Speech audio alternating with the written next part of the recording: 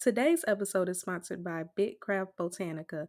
BitcraftBotanica.com is a female black owned online botanica for all your spiritual needs. The owner, Keisha K, is a psychic medium and intuitive tarot card reader.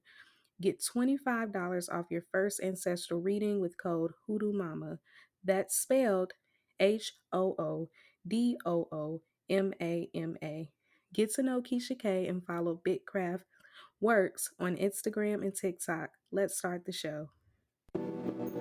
Hoodoo plants, mamas, get your soul fed and your spirit read. This here ain't no trend. I possess the power from way back when. Back when folk were stripped from all of their kin, so they had to find the magic within. So I call on my ancestors and gather my herbs. I conjure at my altar. Voodoo plant mama. I manifest growth and I release trauma. Child, we just out here trying to water our plants and mind our business, you know? Everybody ain't from the deep south, man. Everybody can't have culture like us. Hey y'all, and welcome back to season 4 of Hoodoo Plant Mamas. I am one of your co-hosts, Leah Nicole. And I'm Dani B. And before we get started with our show today, let's check in. What have you been doing over our break? Ooh, school, work, writing, yeah, and trying to stay alive. But I'm making it. I'm doing better than I was probably last time y'all heard this voice. So, what about you? I'm gonna say I'm doing better too. I know we've had like that Venus retrograde, which was forever, and we're finally out of that, and we're about to be out of that Mercury retrograde. But I really appreciated the time to kind of like sit and reflect. And I think for me, like I got to the conclusion that I don't know if I want to be on social media. It's something I've been thinking about for a while. I know that Mercury retrograde in 2021, when everything shut down, I was like, what if it's like this all the time? and for me, I finally got off Instagram and Facebook, and it's just been so nice to not have to worry about that mess anymore. And then like people like you and my other friend, you'll tell me like things that's going on Twitter, and I'm just like, it's nice to be distanced from that. So, It's are you off for good?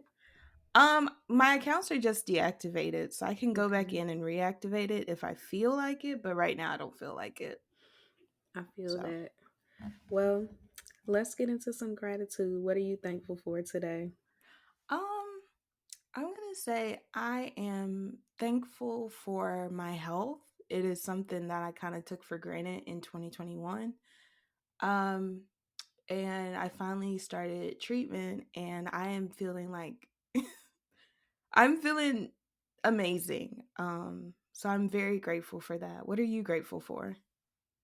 I am grateful for our new season. I'm so excited to be back doing this, you know, highlight of my existence. I don't know if that's a good or a bad thing, but everything is terrible. So I really enjoy this, and I'm thankful that we're back into it. So yeah. Yes, me too. And I'm so excited to talk about our topic today. So today we wanted to talk about love, and we wanted to dedicate this episode to Bell Hooks, who was a Black Kentuckian author, poet, feminist, cultural critic, and professor who passed on December 15th of 2021. And we wanted to talk about her book, All About Love, New Visions, that was sent to us by a listener. Thank you, Felania. I was first introduced to Bell Hooks's work in art class. I had an art professor who wanted us to read Appalachian Elegy and Art on My Mind, Visual Politics, because she wanted us to think more deeply about how place influences art and also get notes on craft and artwork. So, Dani, I'm wondering for you, like, when were you first introduced to Bell Hooks's work? I was first introduced to her name when I started digging more into like black feminism.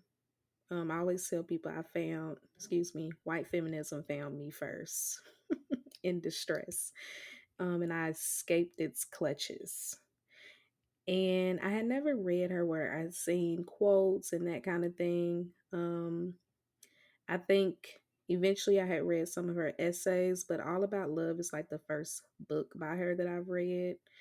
Um, some people, you know, I'm not really embarrassed about that. I know every time like somebody well known passes, people are like, "Oh, now y'all want to be on so and so." Yeah, name three books. Like this stuff wasn't, you know, a lot of us didn't even know these people existed. We didn't grow up in households where these kind of books were present, and we damn sure didn't get taught about it in school, even in college. You know, you were lucky to have a professor that would assign a bell hooks reading, and I did not have that. So, But yeah, today we wanted to talk a little bit more about our favorite quotes from that book and just kind of what how they resonated for us. So, one of the quotes that I love was when she wrote, "To return to love, to get to the love we always wanted but never had, to have the love we want but are not prepared to give, we seek romantic relationships.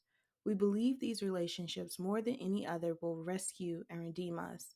True love does not have the power to redeem, but only if we are ready for redemption. Love saves us only if we want to be saved."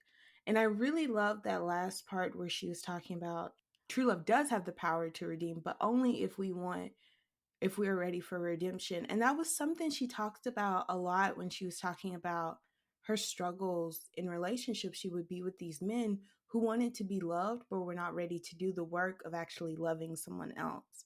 While I do think self love is important, I think a lot of people often say it's important as a replacement for romantic love. And I don't think that's true. I think they can work in like hand in hand. Like if we don't love ourselves, if we can't forgive ourselves, if we don't think of ourselves worthy of grace, how can we accept someone else giving those things to us?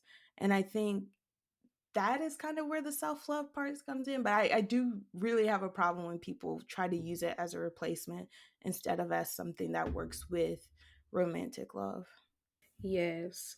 So, I'll go ahead and share what's what I think is in conversation with what you said. So, I really, first of all, I love that Bell Hooks is like believes in true love, and it's not like a cheesy thing. It is, you know, how I interpret it is that you can meet multiple people who are your true loves. Your friends can be true loves, I think.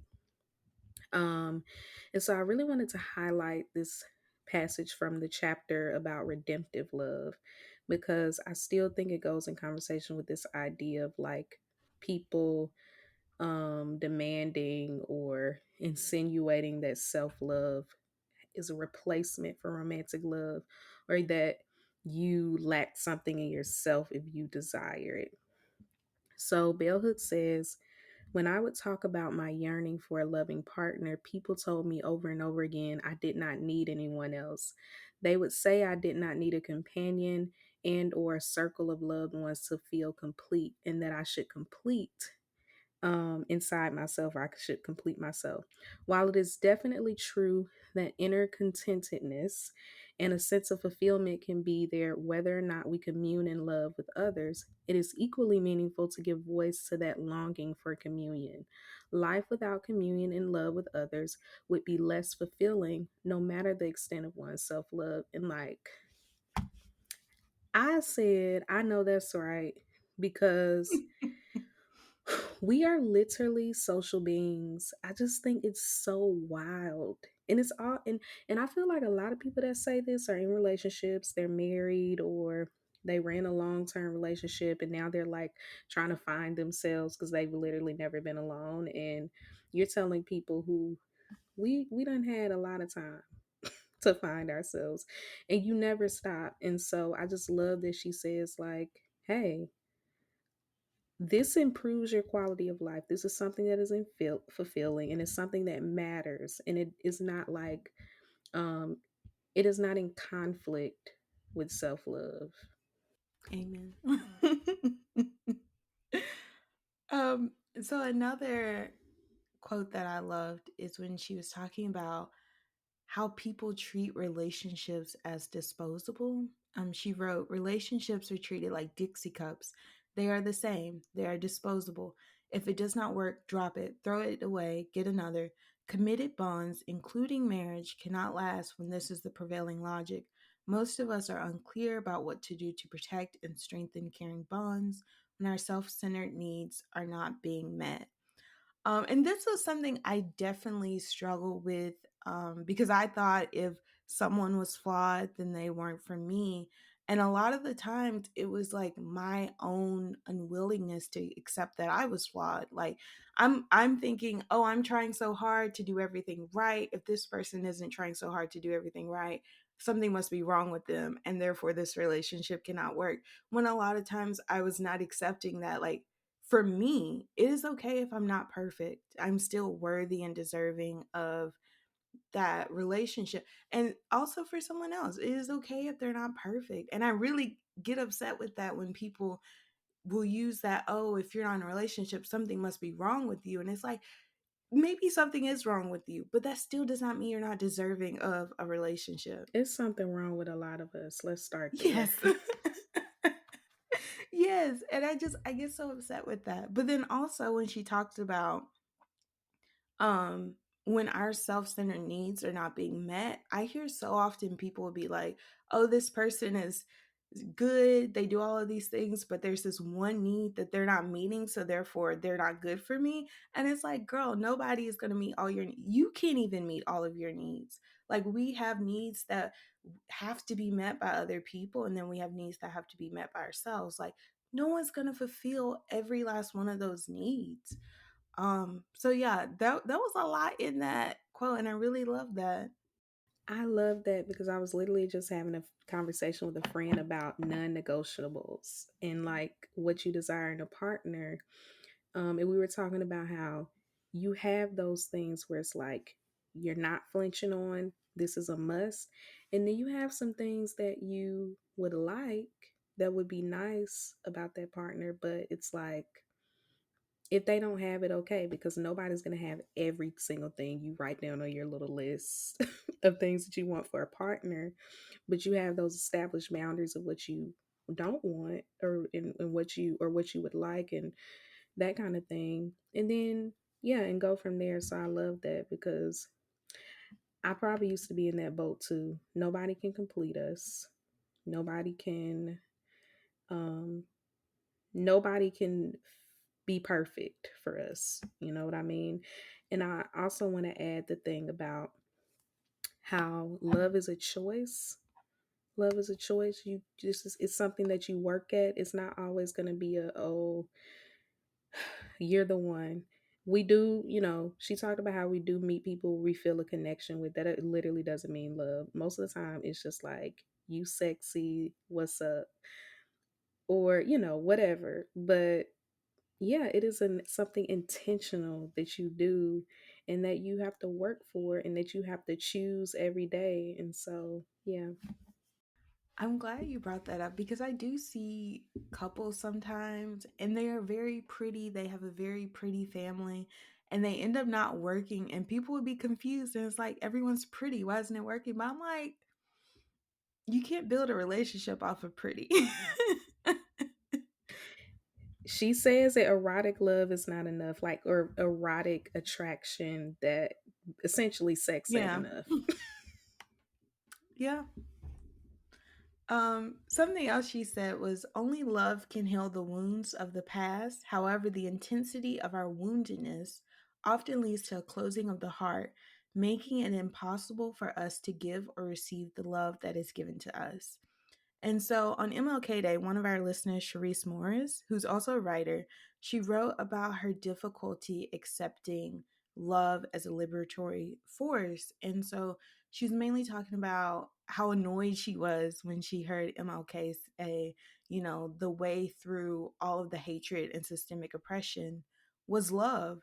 That it was a radical and spiritual act of resistance. And she wrote that love is the practice of never losing your humanity just because someone else has given up on theirs. And in this way, when we give into hate, when we give into our woundedness, we block out the love that is allowing us to be human, that is part of this human condition that we all crave. And so I really loved how she talked about that struggle, because for me, when people would be like, love blocks out hate, I'm like, that's so cheesy. Like, it's so cheesy, it's so cliche. People say it all the time, but I really do think it is true. Like, a lot of us are wounded, a lot of us are afraid to love someone, but that is really where the transformation comes from. I'm not even going to say giving totally, but giving and receiving love. Yes, I saw those notes she wrote on MLK Day, and I was just like, what a way with words, because I couldn't articulate how uncomfortable I was sometimes with the way people like tried to weaponize love. It's like, you love your enemies, da da da da da. I don't, but I won't lose my humanity as I try to navigate oppression and violence. And I also want to encourage you all to follow Sharice. She does a lot of spiritual work as well and education. You can follow her on Instagram at underscore Sharice CHERISE Morris MORRIS underscore. You can also just search her by her last name, Sharice Morris. She shares these like beautiful spiritual memos and reflections that Leah was talking about with MLK Day. And she also has a Patreon that I highly recommend, where she again offers spiritual education, certain rituals, that kind of thing. This is not an ad. I know it sounds like that, but I really Sharice is somebody who I met one of those like divine meetings, I think, and I have learned so much from. And so yeah, I just want to encourage y'all to go look into her work. So another chapter that I really resonated with was spirituality, divine love. Of course, this is a spiritual podcast, so let's talk about it. She discusses the intersection of spirituality and love, and she talks about growing up in the church and learning that God is love, especially how that was like that brought her solace. And I think it brings a lot of people solace if you're like living in a household of dysfunction or where love seems to be absent. And I was just thinking about the cognitive dissonance that happens. If you grew up in church, you've heard the preacher say, God is love, God is love. But then he'll turn around and say, God is a jealous God. Have you ever heard that, Leah? That God is a jealous God. God is a vengeful Yes. God. Yes. Like, okay, we're not talking about the same. We're not talking about the same entity at this point.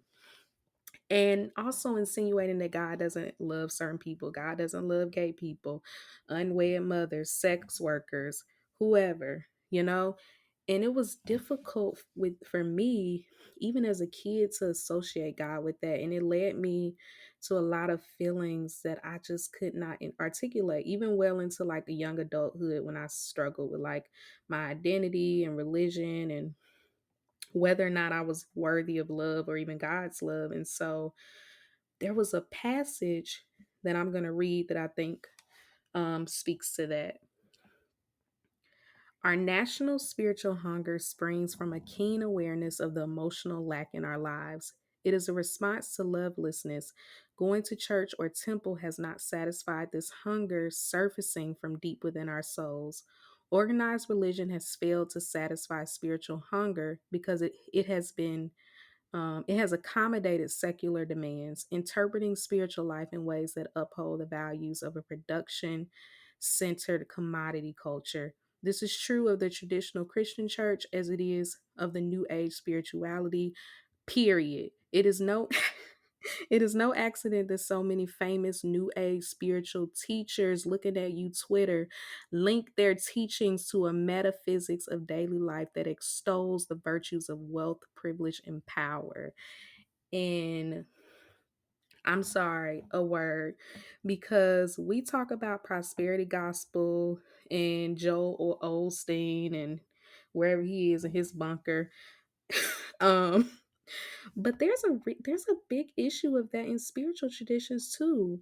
And I'll never forget one time on Twitter, I saw someone, they have a relatively big following. I don't remember who it was, and even if I did, I wouldn't name drop because it's besides the point. The person insinuated basically that, like, if you're struggling financially, then you're not doing hoodoo right or something along those lines, or you're not feeding your folks, da da da da da. And it's possible that they didn't mean it that way. But I took it that way, and other people probably took it that way. And I remember for a long time, I really, even before I seen that, I internalized my struggle as I'm not doing something right. I'm spiritually, I'm not doing something right, and I deserve this. And I felt a lot of shame around it. And I just think that's so irresponsible. We are living under capitalism.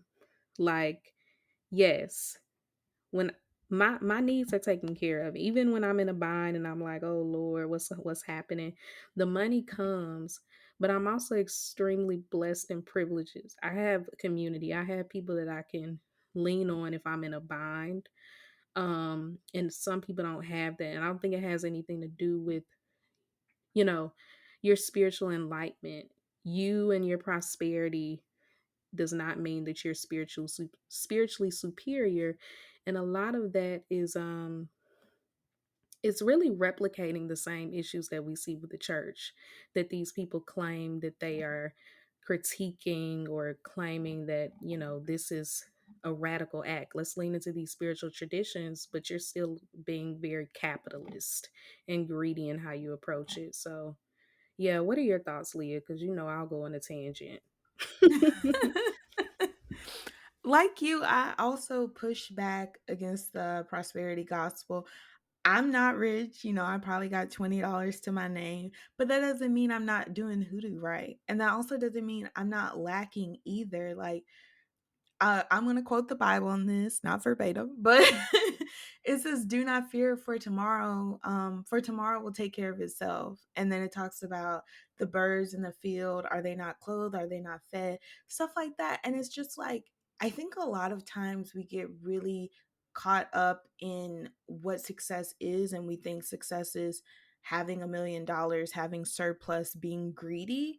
When we don't view success as being enough, we view it as like and even for me, I've been called out about it because I'm like, oh, I would love to have, like a little something tucked away just to feel safe and secure. But it's also like, I'm not lacking for anything. Like, why do I feel the need to hoard money if I'm not lacking, if I have enough? Yeah, so I think, like, when we preach things like the prosperity gospel, we are going into that greed, that selfishness that I don't think is of spirit. It's not. And yeah, I mean, we're all participating in capitalism. So this isn't me like trying to shit on people like, oh, you a capitalist.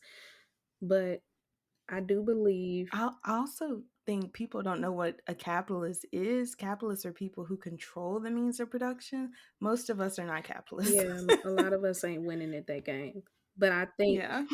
I'm more interested in like the um the unethical pursuit of that, of being a capitalist, the unethical pursuit of money by any means, to the point where you lack integrity, and then you become classist and you project that on other people. um yeah, it's definitely not of spirit. And stop lying on your ancestors. Okay, so this last thing, which goes in conversation with another thing you said, is about the transformative power of love. And she says, the transformative power of love is not fully embraced in our society because we often wrongly believe that torment and anguish are our natural condition. This assumption seems to be affirmed by the ongoing tragedy that prevails in modern society. In a world anguished by rampant destruction, fear prevails. When we love, we no longer allow our hearts to be held captive by fear. The desire to be powerful is rooted in the intensity of fear. Power gives us the illusion of having triumph over fear, over our need for love. This quote really dragged me and snatched out every little bit of hair that I got right now. she talks this idea of surrendering to love and relinquishing power. Our power is so terrifying to me. And, she talks about how it's rooted in fear. And I struggle with love. Like, I struggle with love platonically and romantically, a lot of because I struggle with it with myself. And I used to believe that falling in love, or bell hooks would say existing in love, was dangerous. Like, I thought that was dangerous. I thought that gives someone power over you. And when I feel myself starting to develop feelings for someone, I feel weak. Like, yeah, I don't like that. And so seeing love is like transformative regardless of like the uncomfortable aspects of it that we encounter. Um because so many of us bring traumatic baggage into our relationships. I think Bell Hooks might argue that like the bravest and really most powerful thing we can do is open ourselves to love, but it's also scary. Like, it's scary, rightfully so, because so many of us don't know how to love ourselves, and we don't really know how to love others, and we don't even know how to like receive it. We don't know what to do with it when we get it because we're so like not used to it. So yeah. Yeah, I wanted to go back to that, um the idea that torment and anguish are natural conditions. It reminds me a lot of struggle love, and how people will be like, oh, that man cheated on you, that man treated you any kind of way, but he loves you and you just need to push through. Don't want it. Yeah, and it's that idea that like love is, you're supposed to suffer in love. And I think sometimes when you're in a relationship and you're not suffering, you be like, well, maybe this ain't love. And it could be very hard. It can be very hard. But something I'm trying to tell myself, because like you said, a lot of us don't really have a lot of experiencing giving, receiving love, experiencing it. We can be practicing with love and it may take us a while. Like, I was talking with my little the other day and I was like, yeah, I've been practicing Spanish since I was like 16. I'm not fluent. But in the same way, like, we can practice love and not be fluent in it and just give ourselves a bit of grace. We can be with other people who are practicing love and are not fluent with it and give them a bit of grace. So I think overall from this whole book, a lot of what I got is just like, be kinder to each other, be kinder to yourself, and just try to love somebody. Amen. All right, well, let's take a break and then we'll come back. Yes.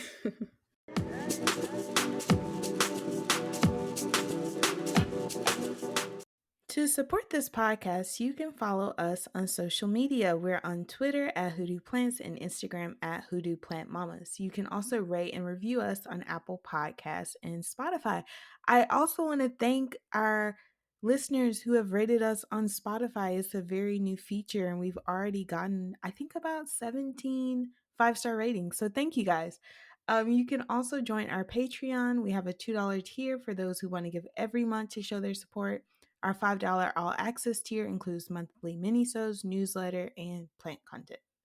Thank you to our new patrons, Andrea and Samantha. Hey, thank y'all. If you prefer a one-time donation, you can give any amount you want on Cash App, $ Hoodoo Plant Mamas, or PayPal, hoodooplantmamas@gmail.com. If you are interested in sponsoring an episode, email us at hoodooplantmamas@gmail.com. We especially want to work with Black, Indigenous, and other POC owned and queer owned businesses. All right, let's get back to the show.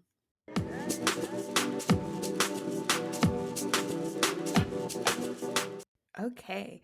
So, something I have been in a loop on TikTok, I'm in the algorithm where Black women are talking about, wanting to have love and romance in their lives, and also pushing back against that idea that you just need to love yourself and you just need to like focus on you and a man will come and blah, blah, blah. Um, but I love how vulnerable they are, and I love how they believe that it is just as important to experience healthy romantic love with another human being. They're not whining, they're not crying, they're just expressing that they have a need that is unfulfilled and that they want it to be met. So I was wondering, what are your thoughts on that? You know, I have a lot of thoughts, but I also want to mention the TikTok that I seen where this girl basically was like, "How y'all sound telling people they need to love themselves before they get in a relationship?" Like, maybe you need to figure out what it feels like to be thirsty first before you get a drink of water. Like, have you ever thought about that?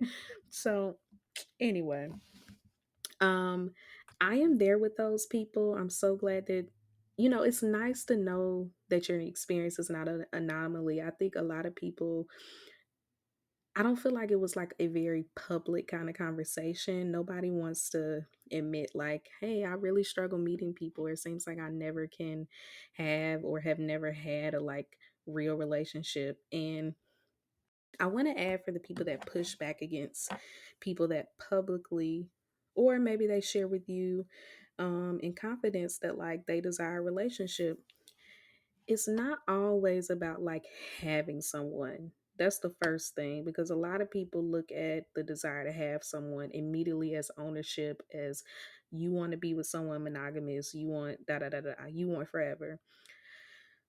And I've been reflecting on this through conversations with my friends, through inner dialogue, that often it is sweetness. Like, it is sweetness, the sweetness of being desired and thought of in that way that people yearn. They yearn the feeling of being sweet on someone and it being mutual, and that bodily feeling. Like, everybody knows how your body feels when it's like, this person wants to be here with me as much as I want to be here with them. And it's normal. It's normal. And like we talked about earlier, that Bill Hooks mentioned, desiring companionship does not inherently mean we are lacking something. You aren't lacking anything. We are like communal beings. Alone time is good. Working on yourself is good. But like, we do need companionship, and it's not always about forever. And I think I alluded to this earlier about Bill Hooks and what she says about true love. And how it doesn't look one way. And she talked about her encounters with it, and it didn't last forever. And I really believe that like, we should have access to, we should experience love, companionship over and over again with different people. And those of us who struggle with that or have rarely have that experience, we deserve all the messiness that comes with that. We deserve to experience that. I don't believe that you can like learn yourself, learn what you like, your desires, your boundaries, how to communicate your desires. You can't learn that without experiencing it. And I really think, particularly romantic love, all love, but romantic love is like a muscle that you have to use to strengthen. How the fuck do you know like what to do in a relationship if you ain't never had it? Whether it's sexual or, more meaningful than that. So that's my take on it. And I really hope, if you're listening to this and you struggle with this, you need to tune out that noise. Okay? Sometimes it's okay to just say people and their opinions are wrong.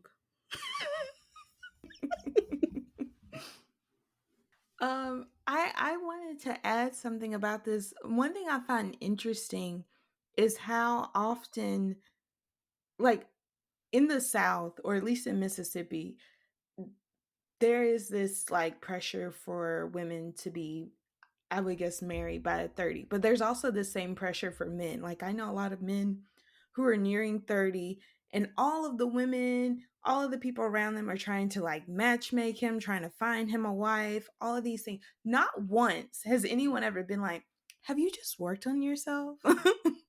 Have you thought maybe the problem you, no one ever does that to men. It's always done to women, because like men are inherently seen as deserving of these romantic partnerships when a lot of times they don't be doing the work when they're in them. But yeah, it's always like this conversation towards women. And I think that's cool. I also think about kind of the deservingness of it, and whether or not Black women are deserving of these relationships, because I think when I hear people say that, they aren't really considering where that is coming from. And I remember when I was younger and just kind of throughout all of high school, I only had one boyfriend, and it was like the summer before my senior year of high school. So the whole time I did not have a boyfriend. I had boys who said they desired me, but they never wanted me to be their girlfriend. Um and then I remember being in church and having the church women being like, "Oh, you'd make someone a great wife." And then going to school and having boys being like, "Oh, no, you're only good for sex and that's it." And so, even me, like, I was never seen as deserving of love and affection and romance. And no one ever questioned why. It was just like, "Oh, something must be wrong with you if you're not getting these things." And then when I grow up and I hear other Black women experiencing this, even Crystal Wilkinson in her book Perfect Black, she talked about it too. It just reminded me like this is a historical issue. Like when we look at who is deserving of these things and who is not, oftentimes the who is not is Black women. It's very like depressing for me because I think we deserve better. We do, and I think that's why I get so upset. And it's so funny because I feel like I had the opposite experience until I got like became an adult, and I felt like people were like, "Yeah, we can do this, this thing in the dark," but like I don't, nobody's ever outright said this to me, but the behavior communicated like I'm not interested in being like in public with you, or I'm not interested in like taking you seriously. But when I was a teenager, I was like the smart girl, whatever, good girl. I actually, I had for a project I'm working on that someone interviewed me for. I was so like I cringed because in the interview, I when I was talking about religion, I was like, yeah, I was always like a good girl because that construct of like good girl and bad girl. I always strive to be the good girl, quote unquote. And a lot of boys, like, I just wasn't like, you know, I just didn't have that it that the other girls had that were like more experienced than me and having sex and da da da da da. And then later, these boys that I would like remember secretly having a crush on, they were like, "Yeah, I just thought like you the wifey type, you like the smart girl that you marry." And I was just remember being like, that is so silly. And also by the time they met me, I wasn't even at that point, I didn't even fit the good girl construct anymore. Like I just seemed like it. But yeah, so there's so many ways that we are taught that we are not deserving of love, and then we keep experiencing that kind of, well, first it's like you're wifey material but you're not this material, but then now you're good enough to have sex with but you're not like somebody that I would want to be in a relationship. So yeah, there's so many layers, and that's why a lot of people, I just don't think they know what they're talking about. And yes, some of these people are Instagram therapists, maybe they have a license, but like the nuance that Bell Hooks give, all these different types of love that she addresses in this book. If you read this book, that should tell you we don't have the answers. We don't know. There's no amount of degrees, there's no amount of experience that would make you an expert on love. It is a mystery. She literally describes it that it's a mystery. And we're also living in a society of like where desirability and all these other isms and phobias impact our experiences. So before I get on a tangent, yeah, that's my final thought on that. Y'all need to stop saying that to people. Like if they don't ask you for your opinion, don't give it. And even if they do, find something else to say.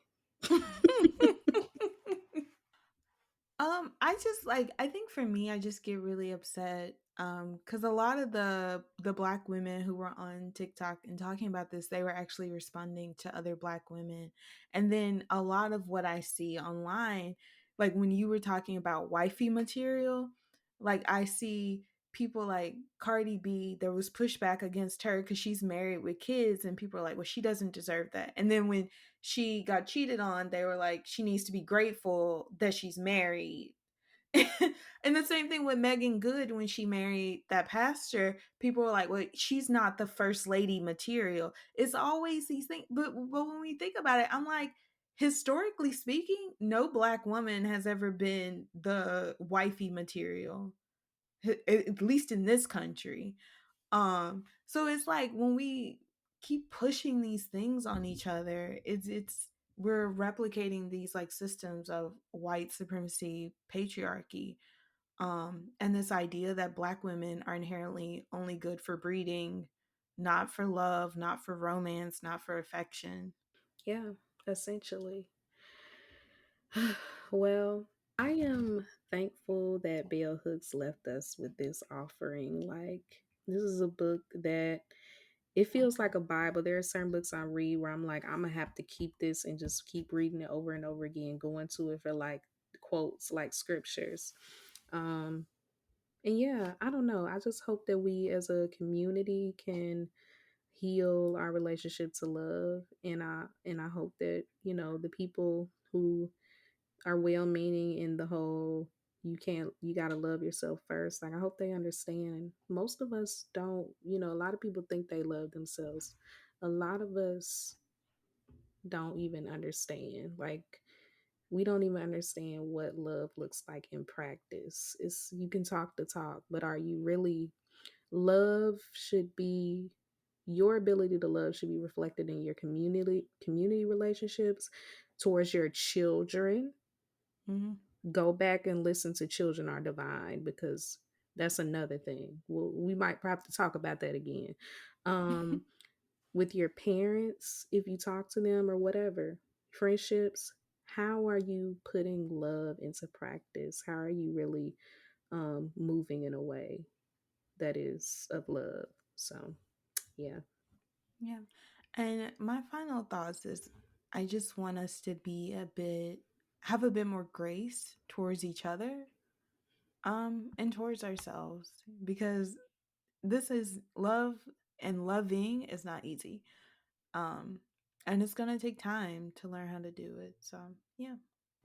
Amen. Well, if you like this podcast, make sure you rate and review us on Apple Podcasts and Spotify. We have a new Apple Podcast review from Sheen that says, I am so thankful to have come across another podcast that speaks to my spirit. In the few episodes I have started, you guys have helped me bring to light a lot of things in my life and on this journey. Also, shout out to Mississippi. I know that's right. I'm from Chicago, but spent many summers with my grandma in the Delta. Thank you so much, Sheen. Oh my gosh. We love a Mississippi, somebody with Mississippi lineage. So yes. Yes. So be sure to follow us on social media. You can find us on Twitter at Hoodoo Plants and Instagram at Hoodoo Plant Mamas. Stay tuned for our next episode. Bye, y'all. Bye.